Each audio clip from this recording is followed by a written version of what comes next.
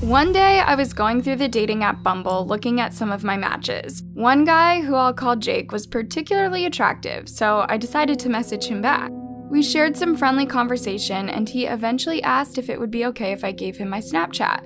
I didn't see any harm in it, so I agreed to give it to him. After that, we began communicating over Snap, but only through the messenger, not sending any pictures of ourselves at all. The conversation continued going smoothly, and I was really starting to like Jake. The next day at school, I told my friends about him and showed them some of his pictures. They agreed he was cute, but told me to be careful because sometimes people on dating apps use fake pictures to try to catfish girls. I assured them that I was really careful and definitely wouldn't be meeting up with him unless I had other people present.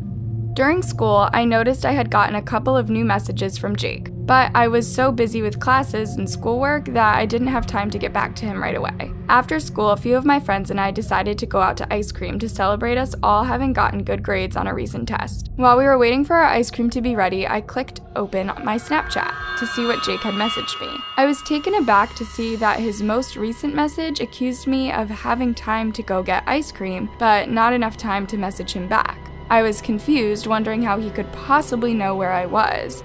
But then I remembered that Snapchat showed my location on the Snap map. I quickly turned off my location and went back to my friends, deciding not to message Jake back. When I got back home, I checked my phone only to see that Jake had messaged me over a dozen times. The messages were angry and possessive. At this point, I decided I wasn't interested in him any longer. I unmatched him on Bumble and blocked him on Snapchat. I thought it was crazy that someone I wasn't dating yet was being so controlling. I laid on my bed and scrolled through TikTok when all of a sudden I got a text from an unknown number. The message read, "You can't get rid of me. Look outside."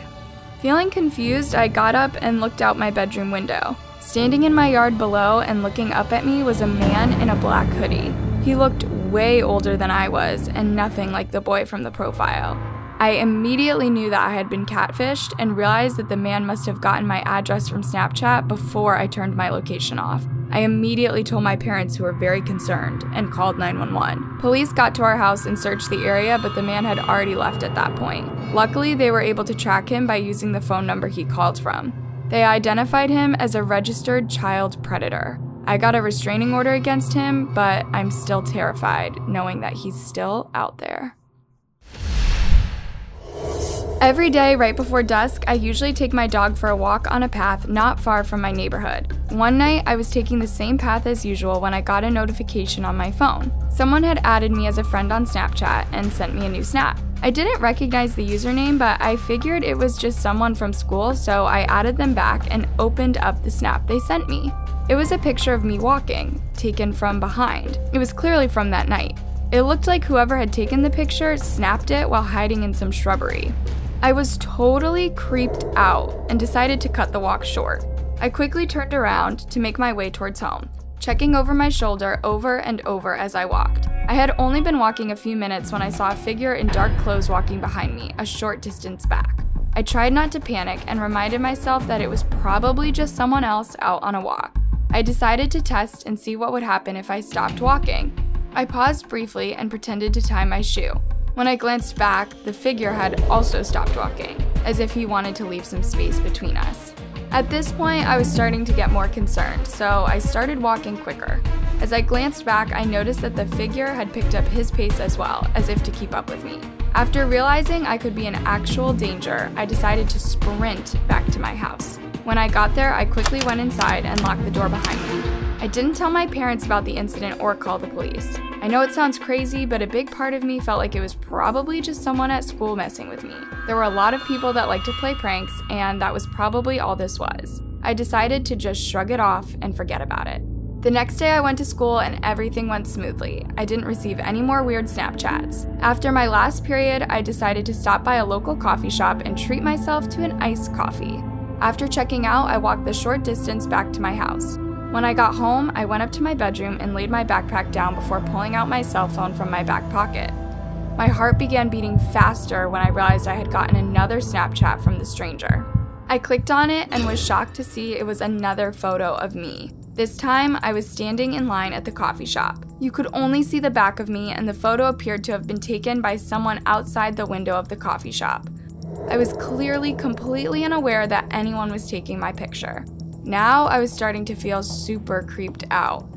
It looked like someone was stalking me.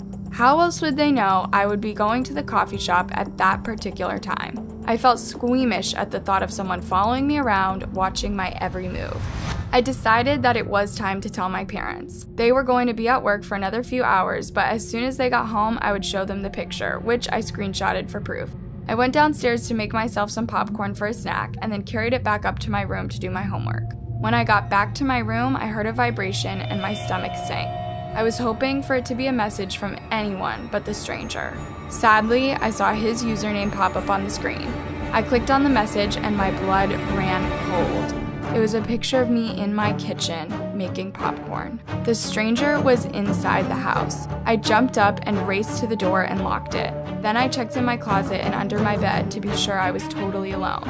I then grabbed my phone and immediately called 911 and explained the situation. The dispatcher told me to stay in my room and be as quiet as possible. About 5 minutes later, I heard police sirens blaring outside and breathed a giant sigh of relief. They found the guy hiding in our pantry in the kitchen. He was homeless and on something. They arrested him, and he's been in jail ever since. One Friday night, I was laying in my bed feeling bored. I didn't have any plans, so I was just scrolling through TikTok. All of a sudden, I noticed I had a new friend request on Snapchat. The username read KatieRose1159. A few weeks back, I had met a girl named Katie at a party, although I wasn't sure if it was spelt the same way. She was really fun and we both hit it off, chatting about different guys we were into. I assumed it was probably the same person, and she had found my Snapchat username by using my phone number when I had given it to her that night. I accepted the friend request and went back to scrolling through TikTok. After only a few minutes, I got a snap message from Katie. She said that her parents were out of town and she was throwing a big party. She told me there was a really cute guy coming that she thought I would be into and that I should come meet him. It sounded like fun, so I told her I'd come and asked for the time and address. I then got up to get ready and picked out an outfit. It was about 10 minutes before the party was supposed to start at 8 p.m., so I decided to head out, planning to get there a little bit late. I hadn't been to Katie's house before, so I plugged the address into my GPS, noticing that it was only about 15 minutes away.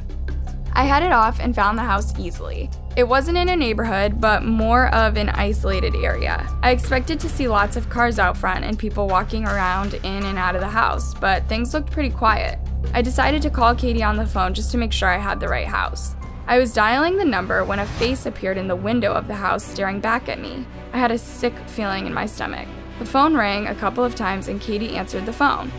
I told her I was here for the party and thought I had the wrong house. She seemed confused and asked what party I was talking about. My heart sank as I realized I'd been tricked.